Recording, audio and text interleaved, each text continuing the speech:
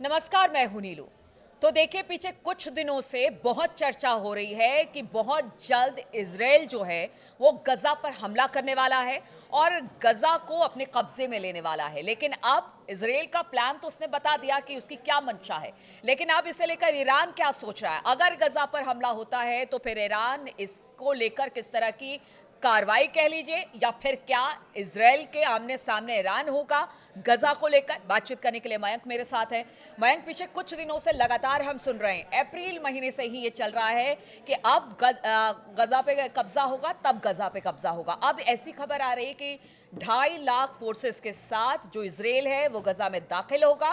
लेकिन दूसरी तरफ ये भी कहा जा रहा है कि अगर गजा पर हमला किया इजराइल ने तो इसके परिणाम इजराइल को भुगतने होंगे।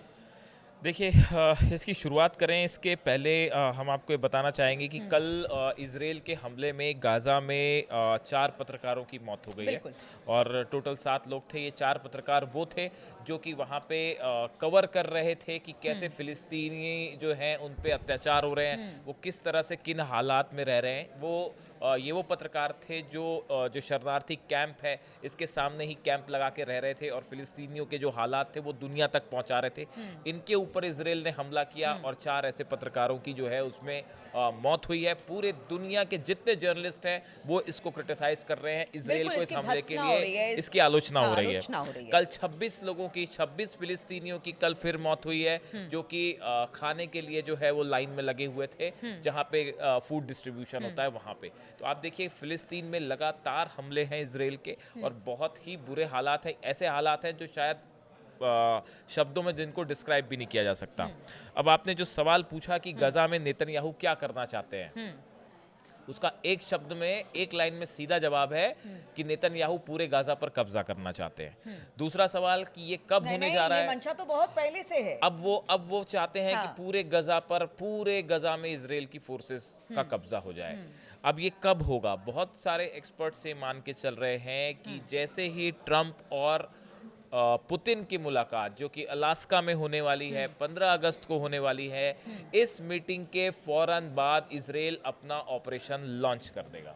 अच्छा, 15 तारीख के बाद। मैं फिर से रिपीट करता हूं, जो सोर्सेज बता रहे हैं, अब ये बात कितनी सही होगी नहीं होगी, देखिए कई बार हम लोग इस तरह का प्रेडिक्शन करते हैं जो कि कई सारे फैक्ट्स को एनालाइज करने के बाद होता है। तो अभी जो चीज़ें हमें समझ आ रही हैं वो ये कि 15 तारीख के आसपास जैसे ही ट्रंप और पुतिन की मीटिंग खत्म होगी, उसके फौरन बाद नेतन्याहू जो है वो बड़ा एक्शन करना चाह रहे हैं गजा में। बात नंबर 1, देखिए 1 लाख से ज़्यादा रिजर्व फोर्सेस को बुला लिया गया है। 1 लाख से ज़्यादा रिजर्व फोर्सेस हैं जो कि इजराइल में एंटर करने के लिए तैयार है। बहुत सारे इनके जो मरकावा टैंक्स हैं उनको जो है गजा की तरफ रवाना किया जा रहा है। कहा जा रहा है कि जो गजा के आसपास के इलाके हैं, उत्तरी हो दक्षिण हो, वो एक घेराबंदी सी कर ली गई है।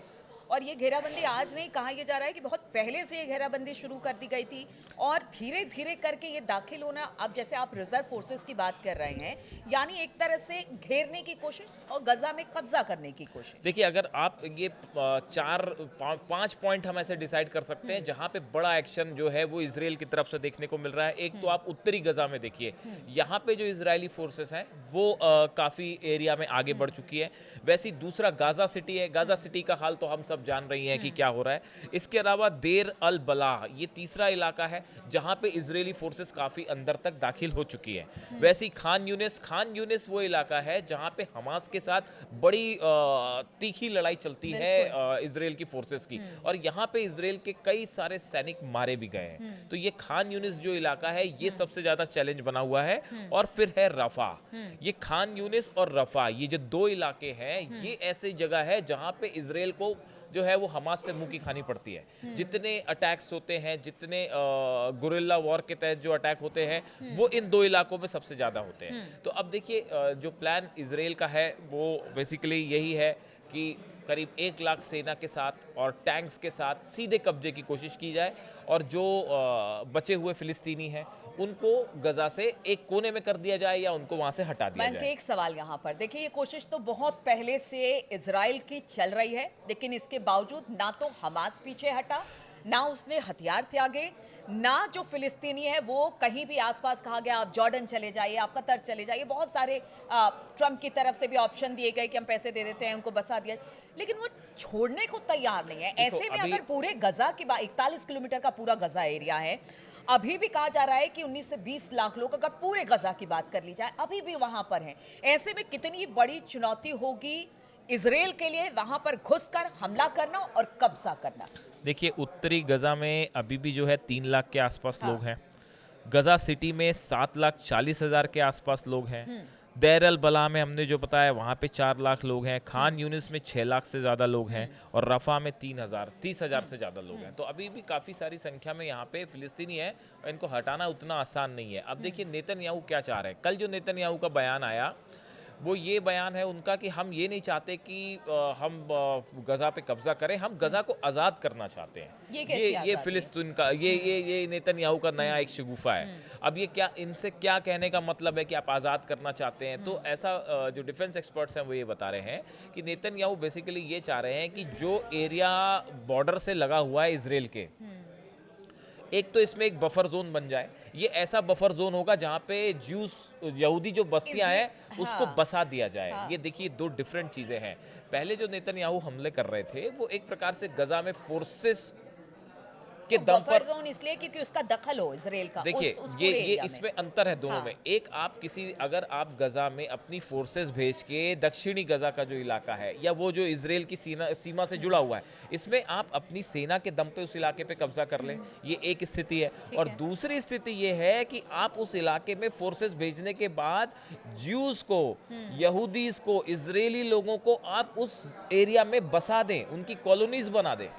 अच्छा अब इस पे काम हो रहा है। यानी हाँ। अब सिर्फ वो ये चाहते हैं कि देखिए नेतन्याहू का प्लान बड़ा साफ है और ये ट्रम्प का भी प्लान लगता है कि आप जो है एक गजा में आप एक पपेट गवर्नमेंट बनाइए, जो अमेरिका की जो जनरली इस तरह की जो मिशंस हम देखते हैं, पपेट गवर्नमेंट बना दीजिए।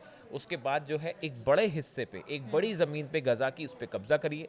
कब्जा करने के बाद वहाँ पे ज्यूस को सेटलमेंट कर दीजिए ताकि आपका जो मेन लैंड है वहाँ तक कोई पहुँच ही ना पाए, हाँ। वहां तक कोई पहुंच ना पाए। ये तो एक प्रकार से आप देखें कि ये पूरे गजा को पे कब्जाने की वो भी एक रणनीति। दूसरा तरीका है। हाँ, अगर हाँ। आपको लगता है कि वहां पर आप ऐसे अपनी सैन्य मतलब सेना को भेज के वहां पर कब्जा ना करें तो अपने लोगों को बसा दीजिए। तो ये, हाँ, ये प्लान है। और अब ट्रम्प का भी बयान आया है, ट्रम्प का आज ही बयान आया है सुबह, जिसमें ट्रम्प ये कह रहे हैं कि इजराइल जो करने जा रहा है वो बिल्कुल ठीक है।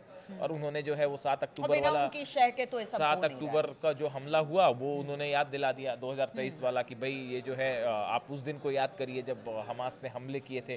तो ट्रम्प भी उनके साथ खड़े नहीं हुए तो हैं। ऐसे में बताइए, चूंकि बात ईरान अब की भी बात हो रही ईरान थी। की, हाँ। अब देखिए, अब इसमें जो है सवाल ये है कि ट्रम्प क्या कर रहे हैं, नेतन्याहू क्या कर रहे हैं, वो तो दुनिया देख ही रही है कि क्या कर रहे हैं।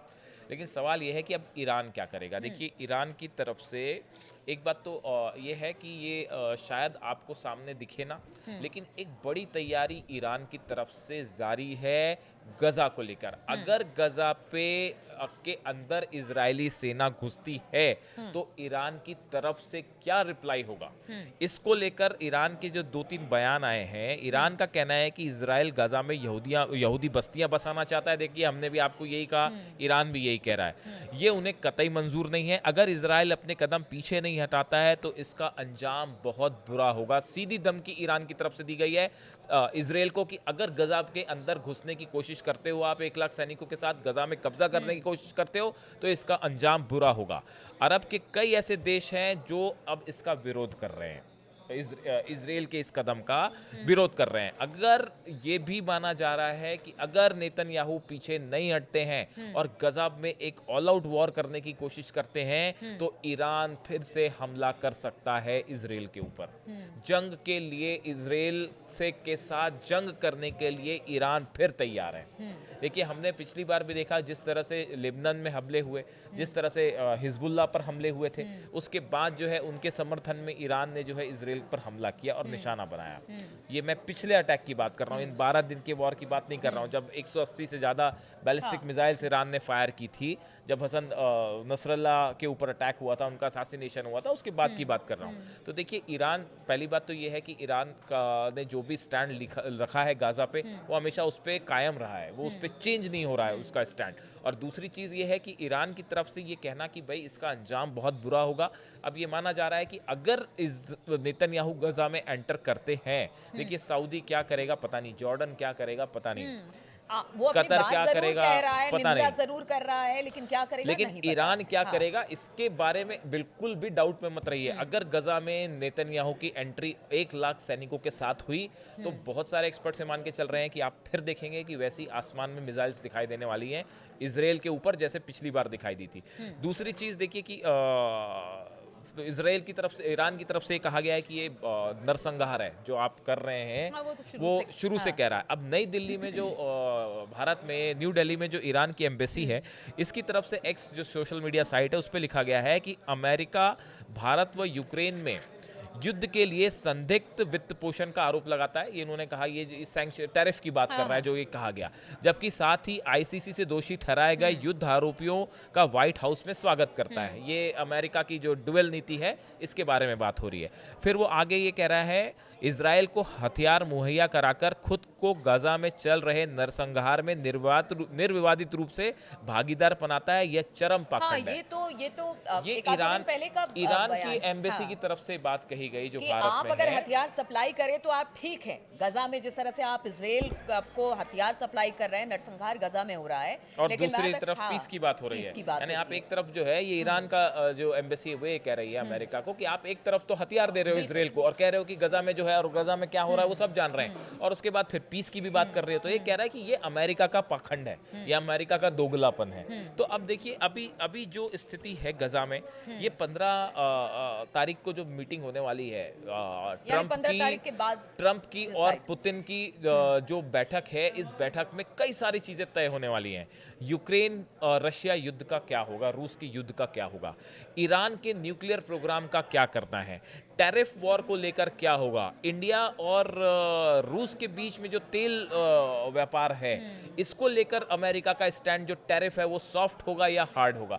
ऐसे कम से कम 5 से 6 बड़े मुद्दे हैं जिनको लेकर इस बैठक में स्थिति साफ होगी। और रशिया का क्या रुख होगा इन सबको लेके, देखिए ऑलरेडी ट्रंप ने जो है वो दबाव बनाना शुरू कर दिया है पुतिन के ऊपर। हालांकि पुतिन कभी किसी के दबाव में नहीं आते, वो एक अलग बात है, लेकिन ट्रंप की तरफ से इस बैठक के लिए, इस मीटिंग के लिए ग्राउंड बनाना शुरू हो गया है। तो अब ये मीटिंग में ये तय होगा कि गजा का क्या होने जा रहा है। तो अब अगले 5 दिन आप देखिए कि 15 तारीख के आसपास आप देखें गजा में एक फाइनल या तो आर पार की जंग हो जाएगी, इस तरफ या उस तरफ की जंग, या गजा में कुछ बड़ा होने वाला है और 15 तारीख के आसपास होगा। बिल्कुल, तो देखिए 15 तारीख के बाद, क्योंकि पुतिन और ट्रंप की मुलाकात होनी है, लेकिन उससे पहले गजा की स्थिति पहले ही खराब है। अगर इसराइल अपनी सेना लेकर गजा में दाखिल होता है, हमला करता है, तो ईरान किस तरह से जवाब देगा, और अगर ईरान जवाब देगा तो फिर क्या स्थिति बनती है, इस पर लगातार हमारी नजर बनी रहेगी। आप बने रहिए हमारे साथ।